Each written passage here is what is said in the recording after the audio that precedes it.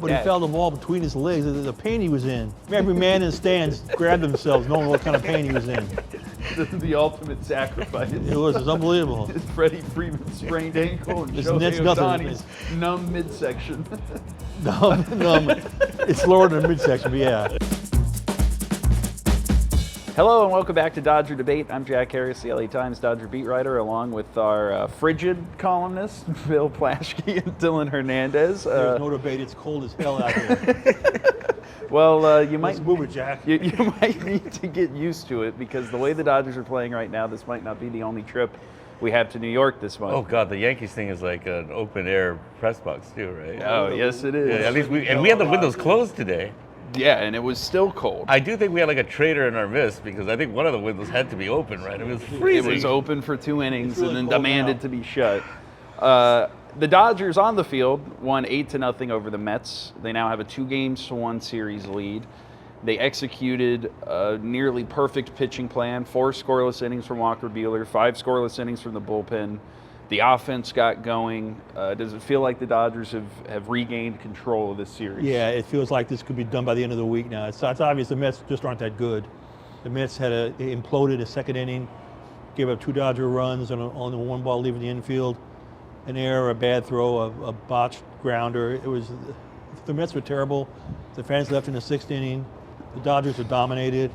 This thing could be over by Friday night. Yeah, maybe I'll thaw out by then.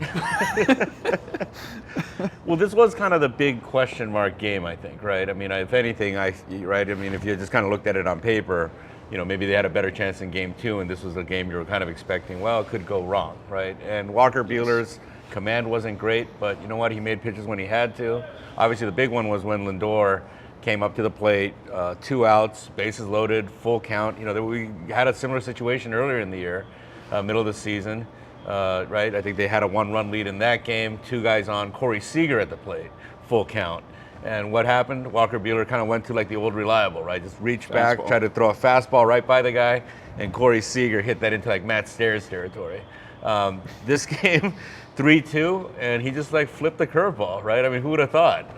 Not him. No, not him. Yeah, I mean, he was talking about 2018, 2019, 2020. That's a fastball, right? Yeah. Now he's just I'm just going to throw whatever Will Smith tells me to throw. I mean, I think back, and I think he mentioned it in his post game, but like that moment was very reminiscent of that 2020 Game 6 start in the NLCS when he had the bases loaded and threw nothing but fastballs.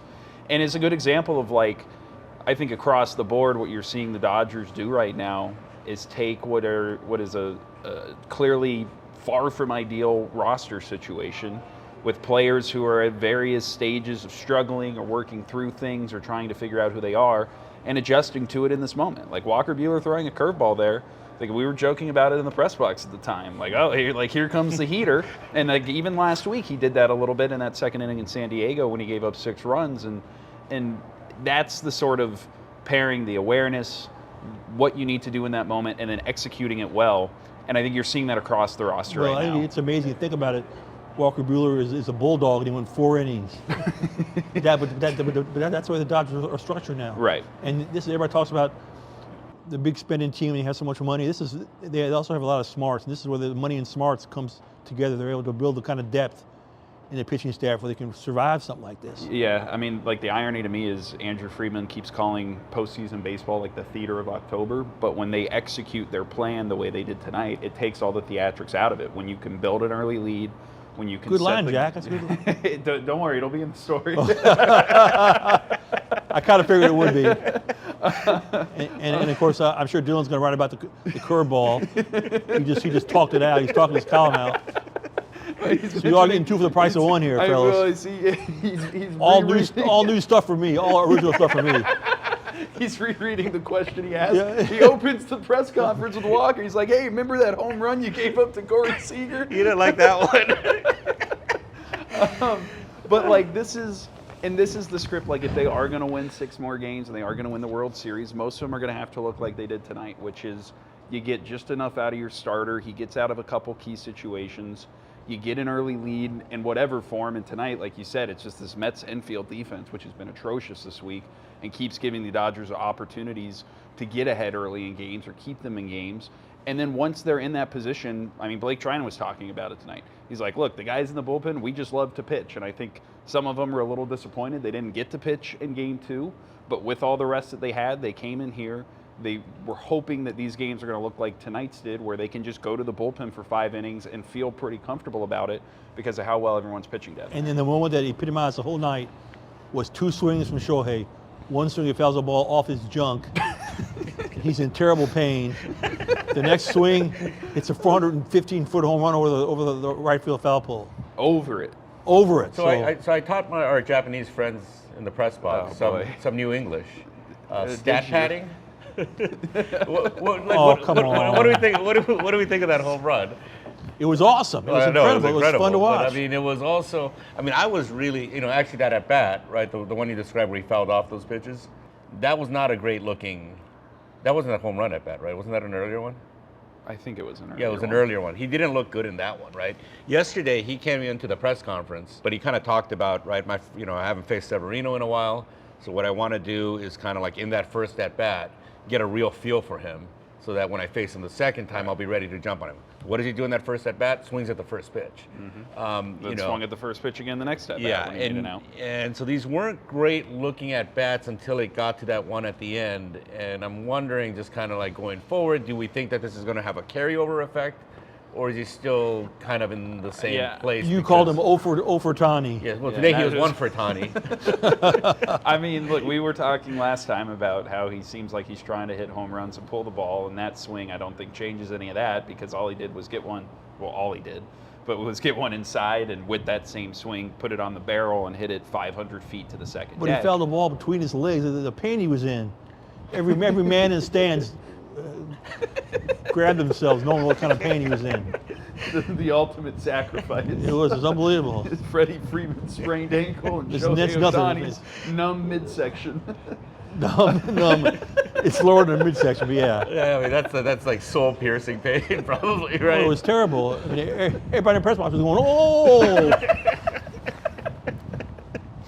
All right. Well, this is great. I'm freezing. Real quick, do we think this series makes it back to LA? No, done. Yamamoto going tomorrow. Flaherty game 5. Here's actually the question that I have is, how urgent is it for them to try to get it done here over the next 2 days? Huge. Because they're going to have to, my guess is Yamamoto, if they win with him even, they're going to have to go to the bullpen a bit, right? Maybe you're probably looking at a 5-inning start. Flaherty, I don't know, can you ask 7 of him again? No, probably not, you're right? going to have to rerun this game 2 more times. And that's what I'm saying. And so if you get back to LA and now all of a sudden you got a bullpen game with a depleted bullpen, even with the day of rest in there, how urgent do you think it is that they win these next 2 games and just put these guys away? I mean, I think it's important, especially if you're in positions to use the relievers. I think a big question for the next couple days is Michael Kopech, Blake Trinan pitch tonight. Can you pitch them 3 days in a row? And if you do, and you don't close the series out doing it, where does that leave them going into game 6 or 7? So, yeah, I think ideally for the Dodgers, you get the same kind of story the next couple nights, where Yamamoto and Flaherty give you just enough as starters, and then you can go to the pen. But that's where the tension here is, because if they're not in a position to win one of these games, I think they will be still a little bit careful with the bullpen so that they're not overusing guys, or at least they think they're not overusing guys to protect for a game 6 or 7. And that's the balancing act here. And that's why, yeah, to your point, closing it out here, obviously you want to win a series as quick as possible. But the bottom line is the Mets were terrible. They had one player, Francisco Lindor, and the fans, even after he made it out in the sixth inning, I think it was, the fans all left. He batted, he couldn't get on base, the fans walked out. The place ended empty and silent. Terrible team. And you know what's weird is all the New York writers will tell you that this is the better of the 2 New York teams, right? That the Yankees are like actually worse. Well, I agree. That they somehow just win. The Yankees are the same, they just have 2 good players. Right. This is the simplified version. All right, well, we'll be back here freezing again tomorrow night for Game 4 of the NLCS. Until then, for Bill and Dylan, I'm Jack. Thanks for watching. Thanks.